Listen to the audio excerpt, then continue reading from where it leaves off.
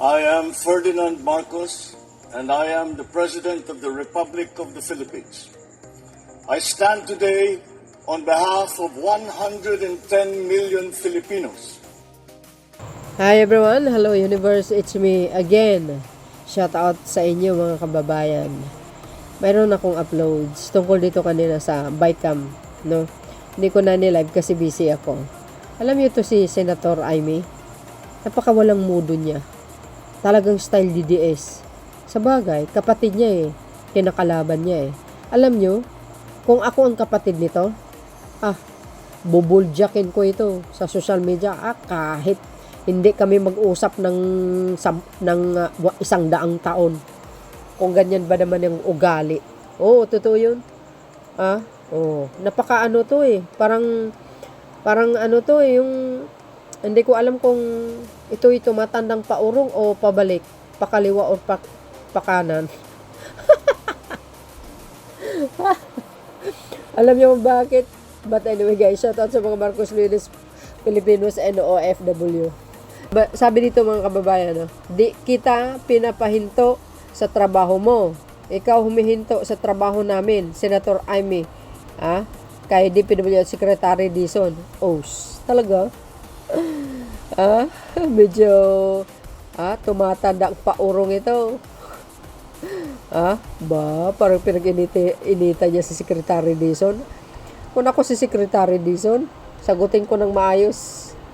Nang sa ganun masupalpal, Wow, grabe. Si Tandang.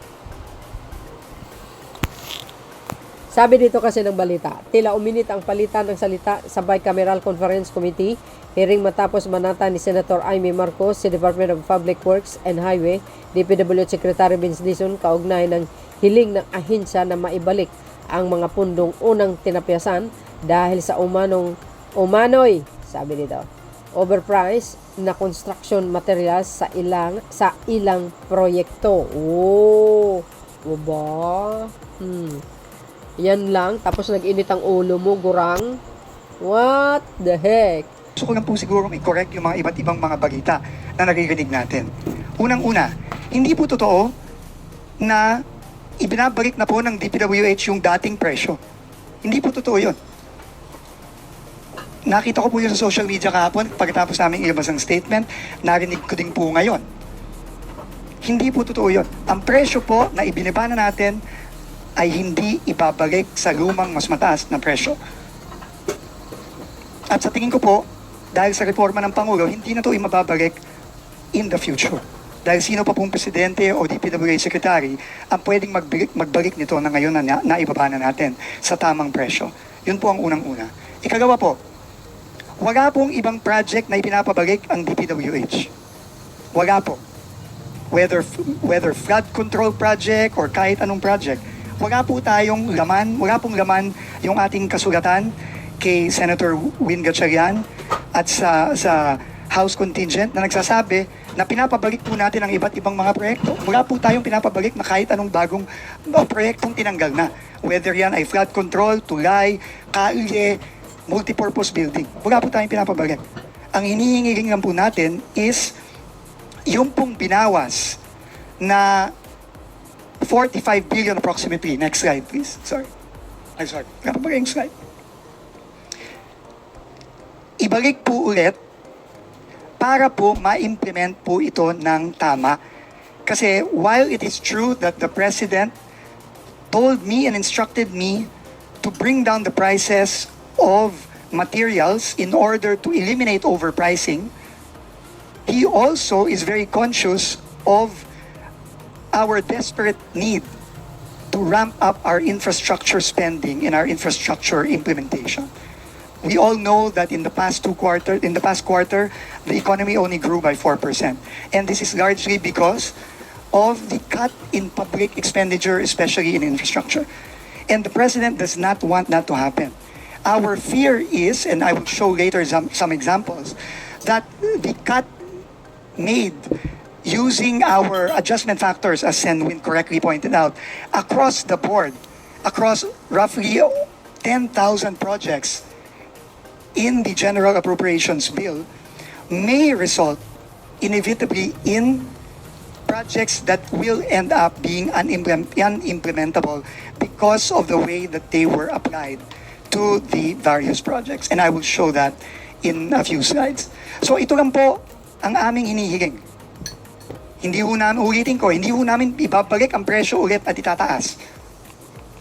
Ikagawa, wala po kaming project na ipapadagdag ulit. Wala pong ibabalik. Wala pong duplicate project na tinanggal na ibabalik.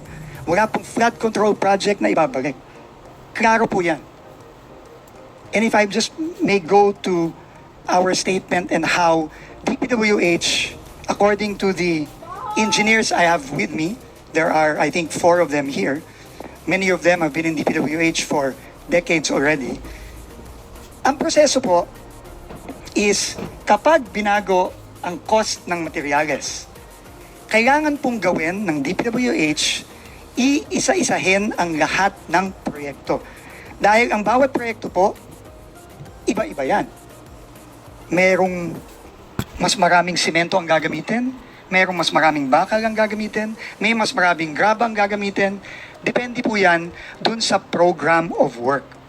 At bawat proyekto po ay iba-iba ang program of work. Kaya po yung mga presyong ibinaba, kailangan po yan i-apply sa program of work ng iba't ibang proyekto, roughly totaling 10,000 projects. Pagkatapos po baguhin ng POW, ang pagbabago ngayon dun sa presyo ay i-reflect na sa bagong approved budget of contract, yung ABC. Kapag po nabawas na yon, bababa po ang ABC. Depende sa laki ng binaba ng presyo, depende kung saan. Tama po si Congressman Alvarez na depende sa lugar, depende. Depende ang presyo ng simento, ng aggregate, ng graba, ng buhangin, ng asfalto, depende sa lugar. So kailangan po yan iisa-isahin. At kapag po nababa na yung ABC, yung approved budget of contract, ito na po ang magiging bagong budget. At ito na po ang ipapublish ngayon para ipabid at iprocure ng DPWH. Yan po ang proseso. Hindi po totoo yun. Nakita ko po yun sa social media kahapon, pagkatapos namin ilabas ang statement, narinig ko din po ngayon. Hindi po totoo yun. Ang presyo po na ibinaba na natin ay hindi ibabalik sa lumang mas mataas na presyo. At sa tingin ko po, dahil sa reforma ng Pangulo, hindi na ito imababalik in the future. Dahil sino pa pong presidente o DPWH secretary ang pwedeng magbalik nito na ngayon na naibaba na natin sa tamang presyo. Yun po ang unang-una. Ikagawa po, wala pong ibang project na ipinapabalik ang DPWH. Wala po.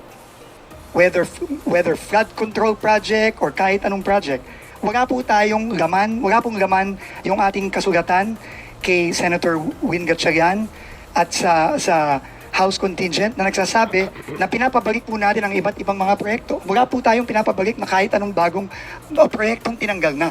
Whether yan ay flood control, tulay, kalye, multipurpose building. Wala po tayong pinapabalik.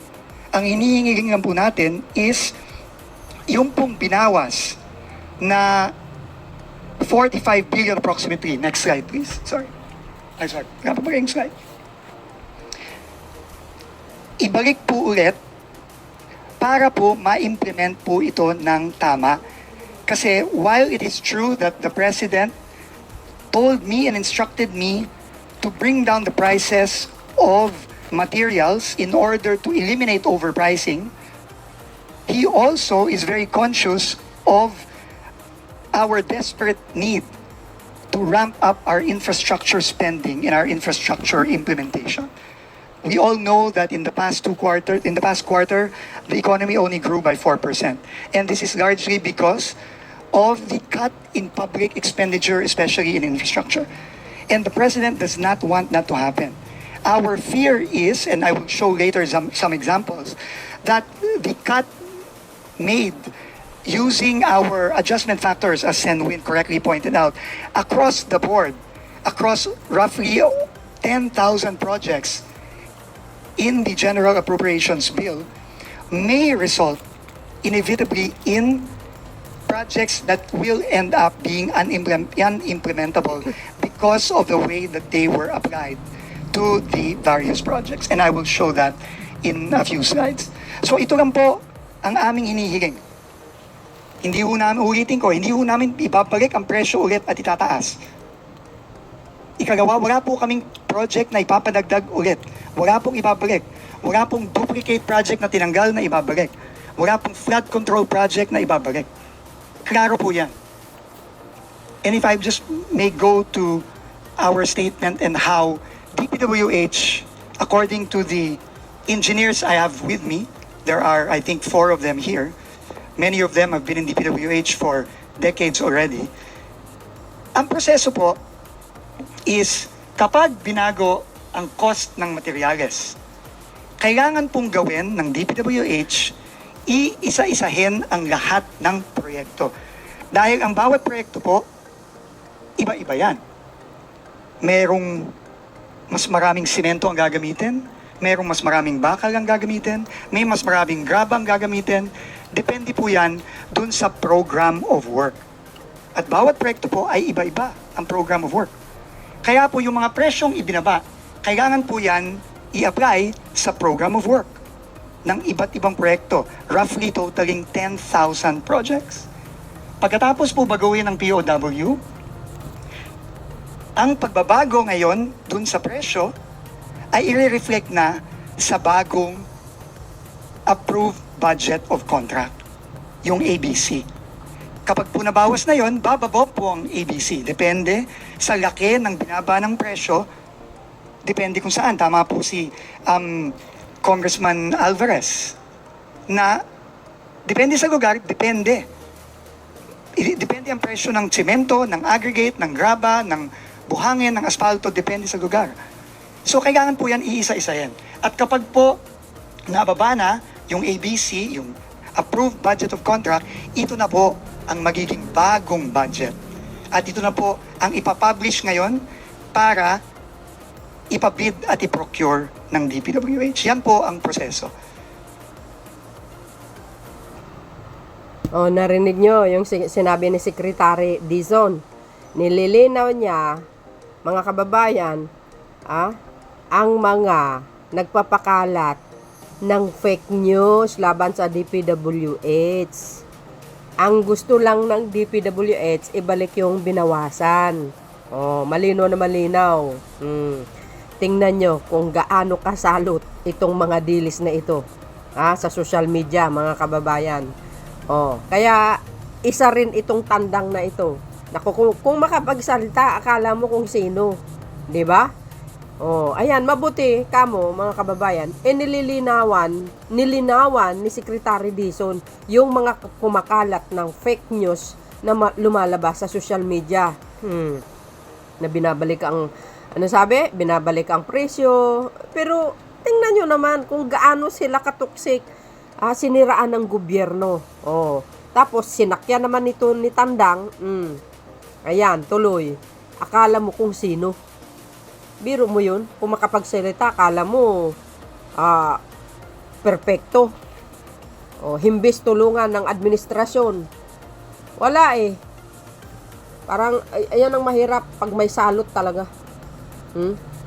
Biro mo, minsan masasabi mo, sa sarili mo, mismo kadugo mo eh, sinisiraan mo pa, pinagkanulo mo pa.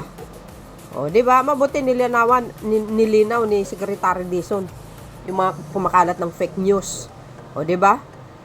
Siyempre guys, si PBBM na ang nag-utos, kaya yan yung binabanggit ni Secretary Dizon. O, di ba? Tamang presyo, babaan ng presyo, or ano man yan. Wala naman tayo knowledge dito, pero dumidepende tayo kung ano yung sinasabi ni Secretary Dizon. At yun naman po talaga ang maganda. 'Di ba? Ang gusto lang kasi niya is ibalik yung binawasan. Oh.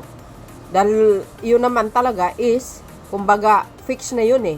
Hindi na po mangyayari yung nangyayari before kasi mismo ang Pangulo nagsasalita na nag-expose ng corruption. O dapat talagang minomonitor talaga ng pamahalaan. And of course, tiwala din tayo kay Secretary Dizon. Alam niya kung paano ang gagawin. Hindi na maibalik kung ano po yung nakaraan. Kaya ngayon, maraming na Los Valdez na mga ibang mga politician, because they are expected, guys, na mayroon pang yung mga makuha pa sila ng kickback or commission like before, 'di ba? Pero ngayon wala na.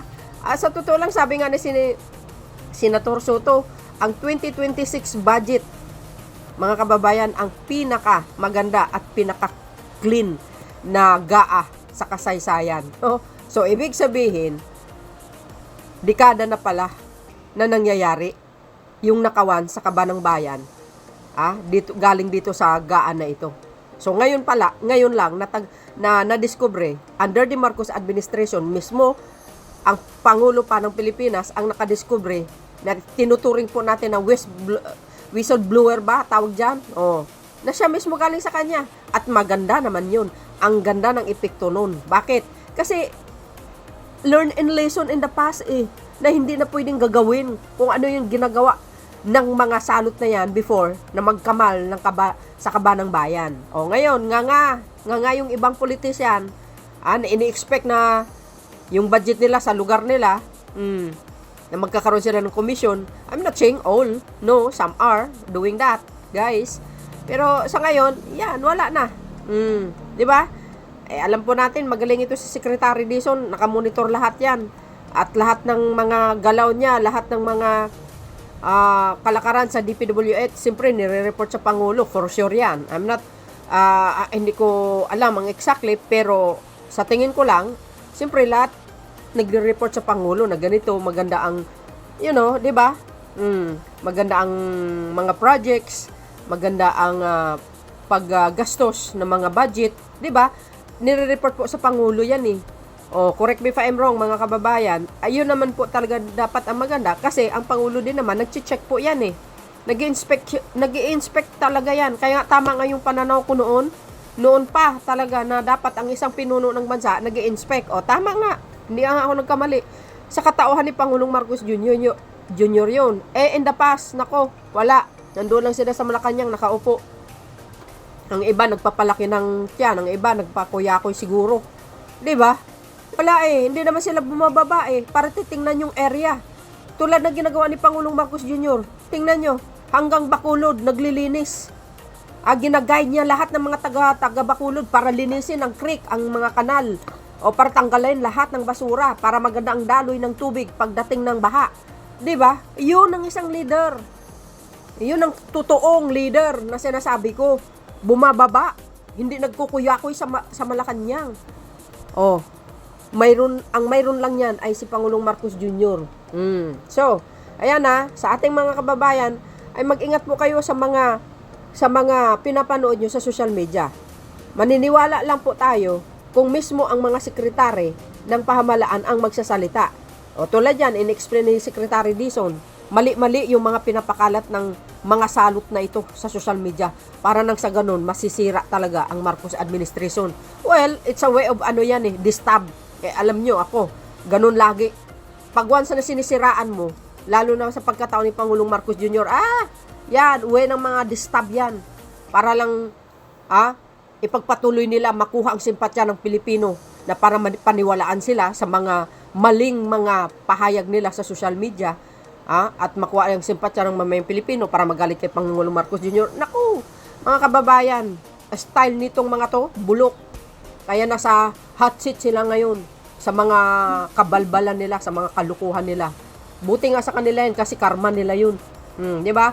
Kung nag-viral man sila ngayon sa mga kagagawa nila, well, that is a God's will. Para maihayag ang mga kabuktutan ng mga pinagagawa nila in the past. So ngayon, di ba? Kasi masyado nilang inaalipusta ang Pangulo. Kaya yun, tuloy. Nga kayo ngayon. Kaya yun, mga kababayan, mag-ingat kayo sa mga pinapanood nyo. Sa mga pinaka-the best lang din talaga manood sa mga pro-government political content creator. Kasi sila ay mayroong source na talagang OG, guys. Pag sinabi kong OG, original. Yan? Kumbaga real, mayroong real source sila na binabasihan. Maganda talaga ang mga pro-government political content creator. Magkaiba man kami ng level ng pagkukontent, pero same pa din ang way namin na para nang sa ganon matulungan ng gobyerno maikalat ang good news. Ang iba naman kinukontra yung mga maling news na pinapakalat ng mga salot na planong i-disturb ang administrasyon ni PBBM. You know what I mean, guys, kung sino sila. You know naman kung sino ang ibig kong sabihin, di ba? So yun. At maraming salamat kay Secretary Dizon at nilinaw niya sa harapan ni Tanda. Ni Gurang pala. Well, anyway. Di ba? Ibig sabihin, maraming salamat kay Secretary Dizon kasi piniliwanag niya sa harapan ni matandang inahin. So yun mga best, maraming salamat sa inyong watching. See you again on my next upload. Bye bye bye and baboos. God bless Philippines.